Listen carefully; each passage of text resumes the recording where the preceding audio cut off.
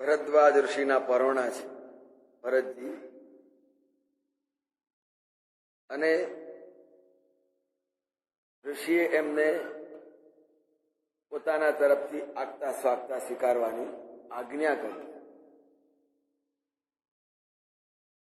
આગતા સ્વાગતા તો સહજતાથી સ્વીકારવાની, આજ્ઞા ના કરવાની, હુકમ ના કરવાની. કેમ નથી લેતા તમારું?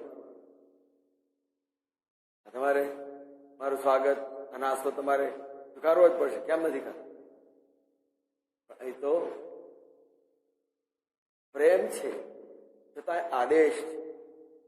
કારણ એક પરિસ્થિતિ છે કે શોક છે, દુઃખ છે, વેદના છે, અને એવી માનસિક સ્થિતિમાં નાસ્તો તો ક્યાં, પાણી પણ પીવાની ઈચ્છા નથી.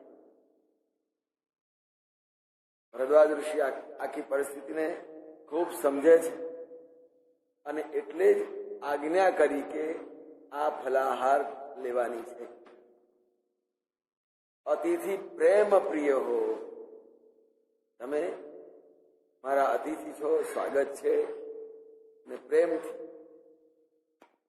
જે કંઈ આપો એનો સ્વીકાર ને અંગીકાર કરો. ભરતજી પણ સમજે છે કે આ અત્યારે અનુચિત છે, પ્રસંગોની અનુચિત. પ્રસંગોચિત હોય તો સારું છે, બધું સ્વીકારાય, પણ શોક છે અને એની સાથે સાથે કુઅવસર છે કે આ પ્રસંગ કયો છે. તમે વિચારો તો ખરા, આવા પ્રસંગે આવું કઈ થઈ શકતું થાય ખરું? આવું જે કોઈ પરિસ્થિતિ છે એનો મલાજો પણ સાચવવો પડશે. આમ ભરતજી પોતાના મનથી વિચારે છે અને એટલા માટે જ ભરદ્વાજ ઋષિએ પણ કહ્યું કે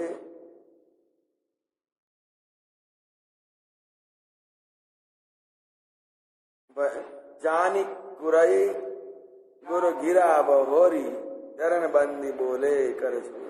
એટલે ભરતજીએ ગુરઈ, ગુરુ મહારાજની આજ્ઞા, ગુરુ મહારાજની વાણી એ શ્રેષ્ઠ છે. ભરતજીના હૃદયની અંદર સાંસળી ઉતરેલી છે અને ગુરુની વાણીને મહત્વ આપવું જ જોઈએ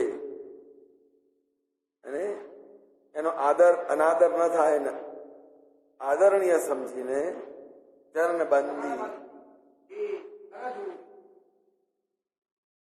ભરતજીએ ઋષિના ચરણમાં મસ્તક હાથ જોડી, એમાં પણ વિનય અને વિવેક. જો આખી કથામાં, માનસમાં તુલસીજીએ ક્યાંય વિવેક અને વ્યવહાર ટૂંકો થવા દીધો નથી, ઓછો થવા દીધો નથી. ક્યાંય વ્યવહારની અવગણના કરી નથી. દરેકે દરેક વ્યવહાર કેવો હોવો જોઈએ, નાના મોટા સાથેનો કેવો આદર. રાજપુત્ર છે, રાજા છે, છતાંય ઋષિના ચરણમાં માથું મૂકીને એ હાથ જોડીને, અને જે કઈ ગુરુવાણી છે ગુરઈ, અને એમાં પણ કહ્યું સુની જાની ગુરઈ ગુર ગીરા, શ્રેષ્ઠ આજ્ઞા અને બહોરી ઘણી જ આદરણીય છે. ગુરુ મહારાજની જે કઈ આજ્ઞા છે તે આદરણીય હોય, અને એના માટે કહ્યું આજ્ઞા ગુરુણામ અવિચારણીય. કોઈ પણ આજ્ઞા આપે ઋષિઓ, પછી એમાં વિચાર કરવાનો. બસ આ આજ્ઞા છે મારે કરવાનું. એટલે એ ભાવને દ્રઢ કરીને ચરણમાં માથું મૂકી બે હાથ જોડીને ભરતજીએ શિસ્તપૂર્વક, વિનય વિવેકપૂર્વક ચિર ધરી આયસ કરી મારા. પ્રભુ આપની આજ્ઞા માથે ચડાવું છું, માત્ર સ્વીકારું છું નહીં. આપની જે પરિસ્થિતિમાં જે કઈ પરિસ્થિતિ હોય એ પરિસ્થિતિને બાજુએ મૂકીને આપની આજ્ઞાને હું શિરોધાર્ય ગણું છું. આપ જે કહેશો એ કરવાની મારી બધી તૈયાર છે. સ્વાભાવિક છે કે વડીલો ગુરુજનો જે કઈ આજ્ઞા કે આદેશ આપે એ પ્રમાણે કરવાનો મારો ધર્મ છે, સેવક ધર્મ છે. મારે સેવા કરવાની, સેવા એ મારો ધર્મ છે, મારી ફરજ છે. અને ભરતજીએ બહુ સ્પષ્ટપણે કહી દીધું કે પરમ ધર્મ યહ નાથ, હે નાથ, આપ અમારા સ્વામી છો, માલિક છો. અને માલિક જે આજ્ઞા કરે એ પ્રમાણે સેવા કે કરવાની જ હોય. નોકરી કરવા ગયા છીએ ને શેઠ કે આટલું કરો તો કરવું જ પડે, ચાલે, ગમે તેવું હતું, આ જઈ આવું છું. એમ ભરતજીએ કહ્યું કે પરમ ધર્મ જગન્નાથ. તો સેવકની સેવકાઈ, ગુરુની ગુરાઈ, ગુરુની ગુરાઈ અને સેવકની સેવકાઈ બંને જયારે ત્રાજવામાં મૂક્યા હોય ત્યારે આજ્ઞા સમનસુ સાહિબ સેવા, આજ્ઞા કરે અને જે કંઈ સોંપે એ એના જેવી બીજી કોઈ મોટી સેવા નહીં. બસ મારે આ સેવા, આ આજ્ઞા મારે ફરજ છે, મારે કરવાની, મારું કર્તવ્ય છે.